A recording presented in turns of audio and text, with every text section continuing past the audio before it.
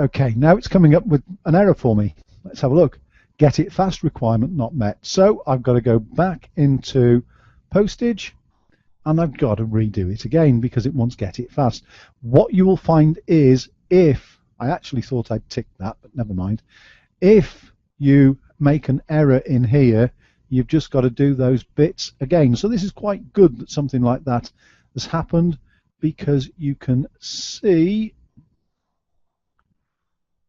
exactly how eBay works. There we go, special delivery. That one is going to be $9.99. Okay, and I'm just going to leave it at that just to get that through and get that out of the way. It's not actually going to affect my listings. Now, I've got a question that's come in, and that has come in to say, we use Web Interpret, which makes all listings on every foreign site come up. The list is massive and we are unable to edit those items on foreign sites. Any comment on this as far as the way we to do it easily? Well, I need to have a look at Web Interpret, and I will do that for you and come back to you on that.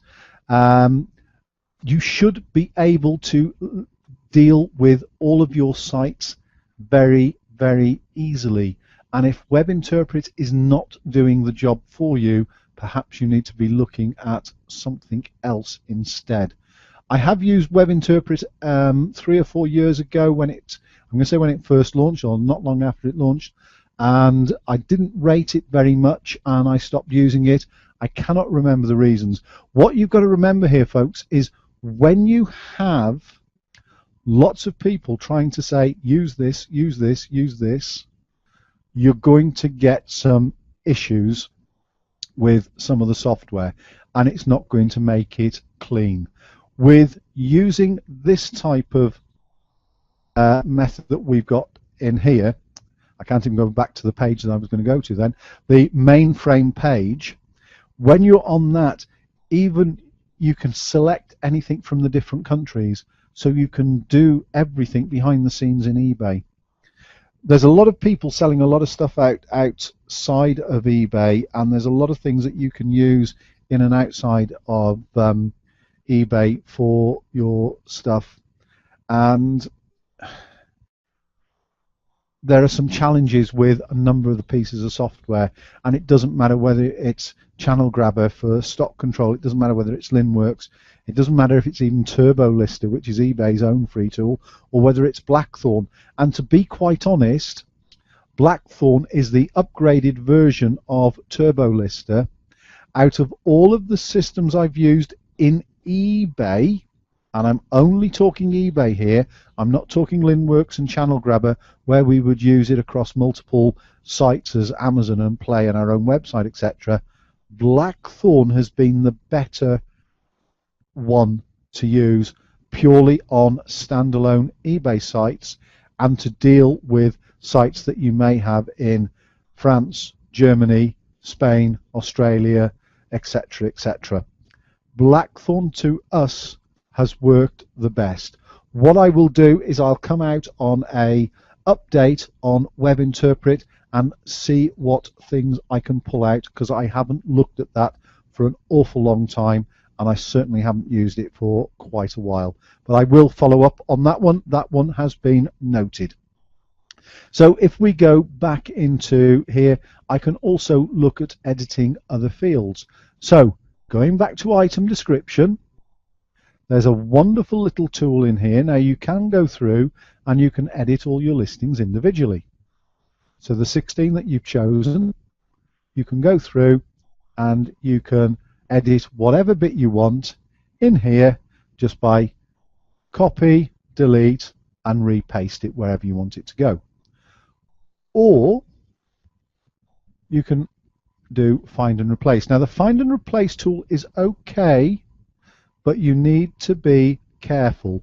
So what you would tend to do on find and replace is find the part that you want to replace. So let's just go back to doing individually again. So you can do it really easy, which is where I'm saying you may think, right, let's take out this paragraph here. Okay, so you think, right, we'll copy that. That is what I want it to find.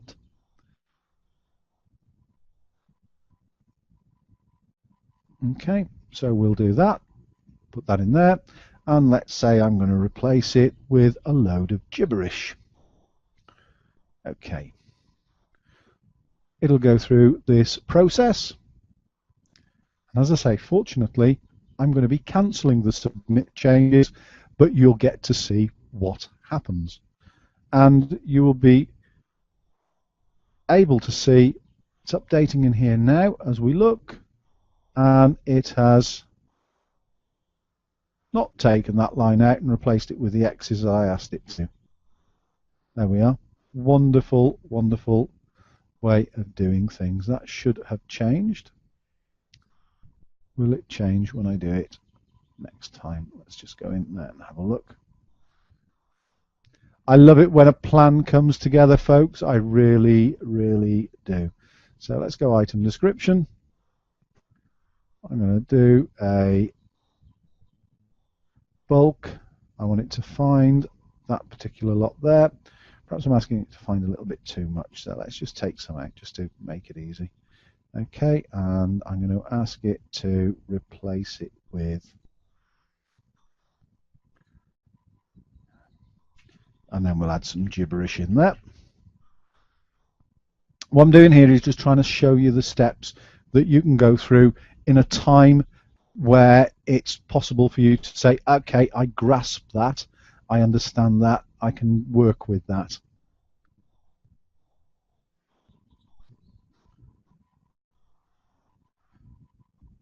Has it done it? It hasn't done it again. Wonderful. It works most of the time. It's obviously just not going to work this time because that is the part that I was changing. So if it doesn't work when you do it the first time, go back and edit it individually. But it should work each and every time without fail.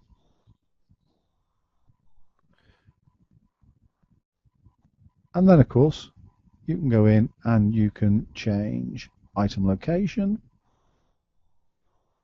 So if you're not selling it from yourself and you're having it sold from a third party, you can just make it so that nobody can collect it by making it unavailable. You can go in and deal with your payment, your package and weight, your international postage. You can change your return policy in here, so you can change your return policy against everything. Okay, so this will do a lot of things for you. So your listing categories, you can again edit in bulk, edit individually.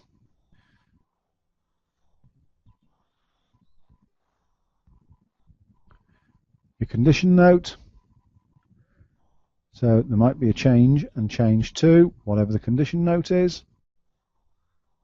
Okay, all of the fields are in here for you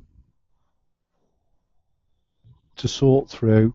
So it may be the title, you want to change the title. Again, you can do it individually. Give you the option. Okay, you might want to change the subtitle, you might put your custom label or your SKU in. So there are a lot of things in here that you can do. I use this part of eBay on a regular basis. And normally, this part of it works. Funny how it hasn't worked on this occasion. But there we are. I can't always make eBay do all of the things it is supposed to do. So let's come out of that. I don't want to save the changes. Cancel that. Yes, I am definitely sure. And then when you get any red flags and red markers, then obviously you're going to deal with those and work through them. So what I'm trying to do is give you some ideas of how you can make some subtle changes that is going to drive your business forward.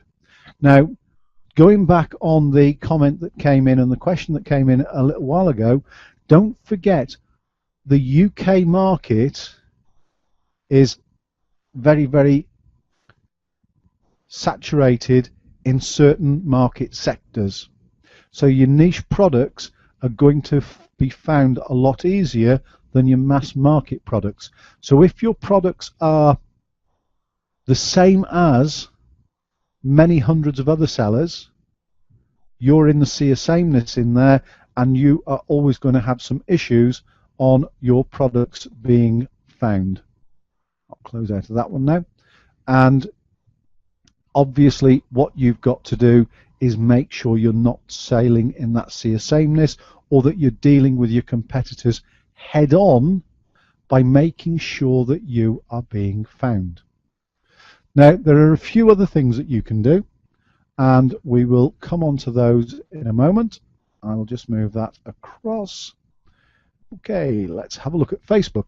Now, most of you were on the original webinar that brought you to this one, so you will know that a couple of people during that webinar mentioned Facebook and social media.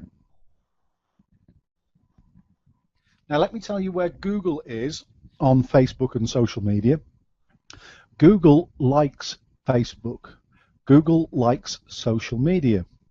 The way forward, and this doesn't matter whether you're an eBay seller, to a certain extent an Amazon seller, or whether you're a standalone website seller, you need to get actively involved in Facebook or social media.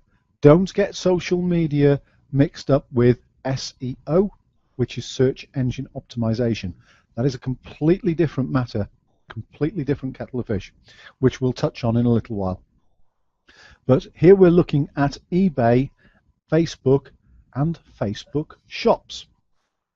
Now, easy social shop, okay? Nice, simple, straightforward, easy social shop. Click, get the app.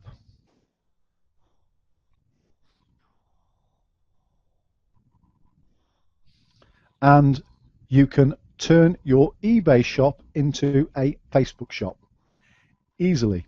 Start now. It's literally 3 clicks.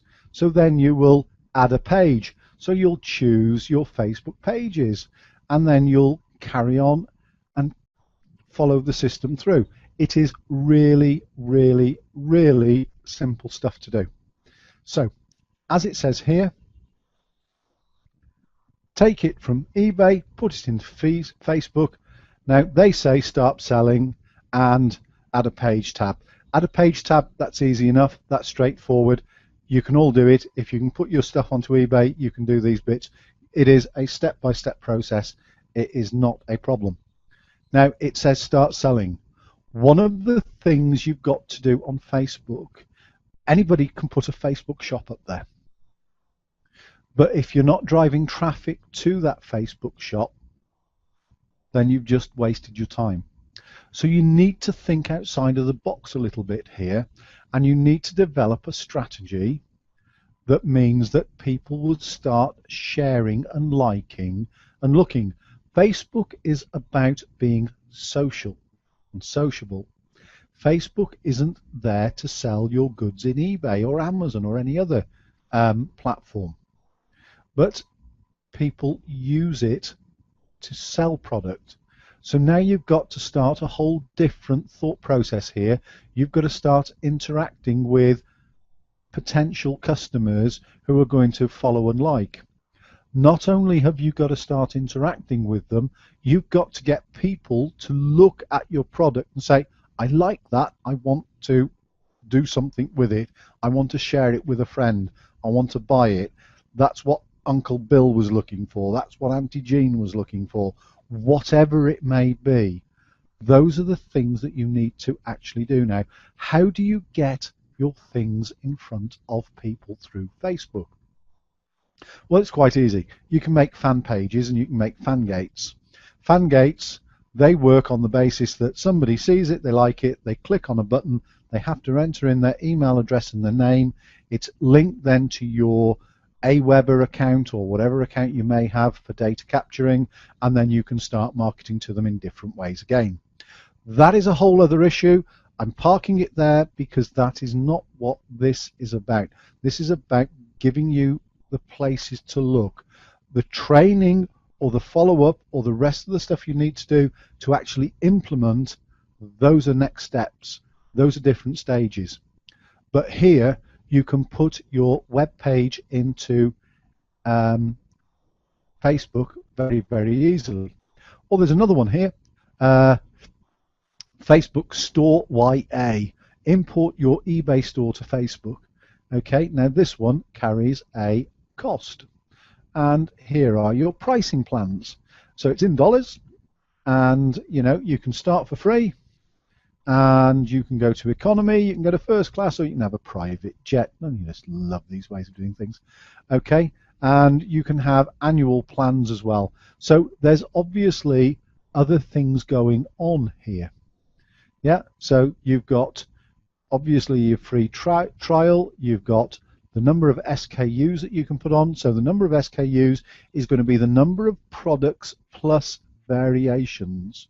So each variation is going to be a separate SKU, and you're probably going to have a parent and child, which means that your parent counts as one, and all of the variations, or the children, also count as one. So if you've got 10 variations, that actually means 11 products. Multiple languages, social features, themes, multiple fan pages. Yet there's an awful lot in there, but the question is, do you need them all?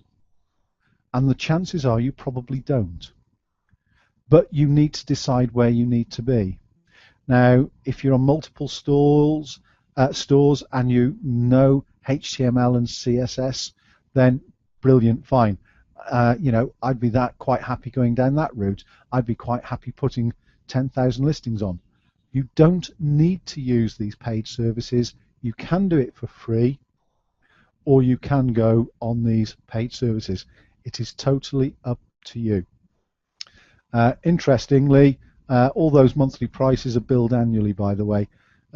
So don't forget, anything you do like this will attract a rolling credit card charge, and if you wanted to come out of it, it is up to you to cancel that charge down. It is not up to them to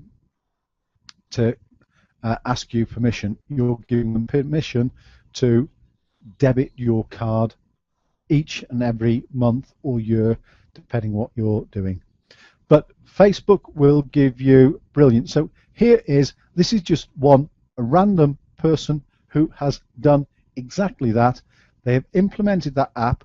That app will probably take, depending on how much stuff you're putting in, it might take 10 minutes, it might take a few hours.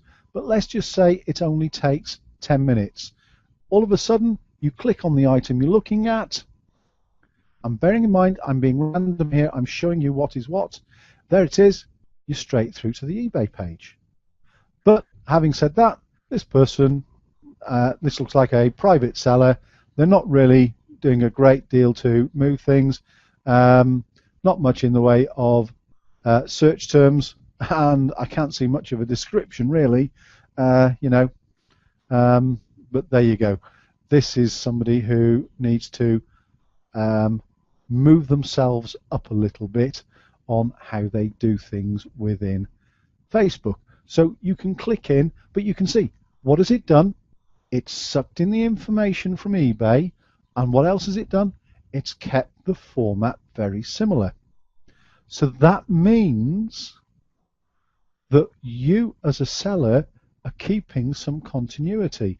You're using eBay shop and eBay template, and that template is being carried over to Facebook. So what is it you do with the Facebook side of it? Well, you know that on the video that you saw from Nick Robus, he spends a lot of time selling stuff and promoting stuff on eBay through various on Facebook rather, through various affiliate links. You can have fangate pages where you entice people so you put a post out there and you'll put it out and say, hey, look at this great product I've just found. So you might have something really unusual that you're selling, and you might just throw it out there and say, look, here is this really unusual product. I think it's brilliant. Have a look at it. What you're not doing is saying, buy me. Here is my product for sale. You've got to be a little bit more subtle than that. You've got to say, look what I've just found. And the look what I've just found really needs to come from a third party who is then going to share it with their friends, who then will share it with their other friends, and people seeing it and thinking, oh, that's interesting, that's interesting. That's how you drive them back to your eBay page. Don't forget you can also put video onto Facebook. So your YouTube video, you have one that goes to your eBay page and you put another one that goes to your Facebook page. So you are getting more hits. You've got to make sure you change data in there. You don't want to just duplicate and copy and paste. Google understand how that works, and they're not going to be too happy. So you're going to change some of the data.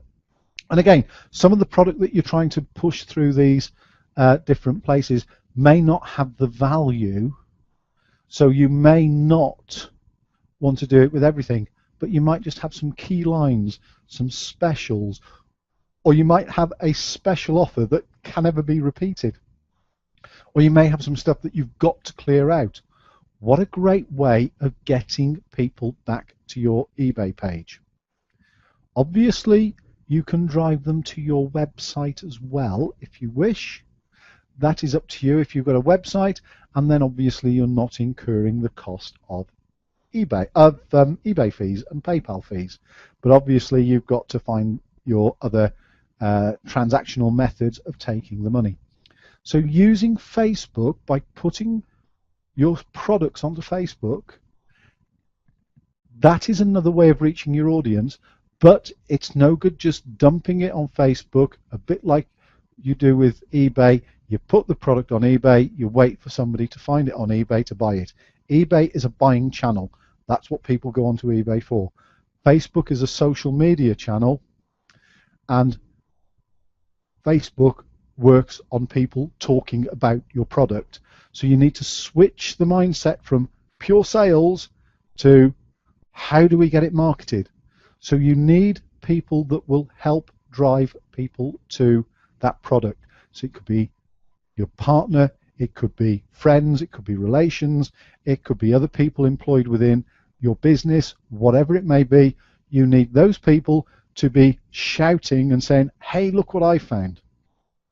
Now, isn't it amazing that eBay.com also has their very own Facebook page? Don't you think that's good? I think that's really good. I think that's absolutely quite brilliant, really. So eBay have their own Facebook page, and you can click in and have a look and see, and you can go round, and that will take you to somebody else. So you can go through eBay's own portal. eBay has a Facebook page. Don't you think that's brilliant? I think that's brilliant. So if eBay have got a Facebook page, why haven't all the eBay sellers got Facebook pages? Why aren't they selling product through eBay? Now, a couple of things to be aware of. There are lots of people out there at the moment that are saying we will scrape we will scrape Facebook for anybody that has shown an interest in a certain keyword. So let's say somebody had shown an interest in, cameras. So in their posts, they have used the word camera. There is software out there that can scrape the whole of Facebook for anybody who has used that word camera. And then there are ways of actually putting out a news feed, an RSS, or emailing directly to them about a camera.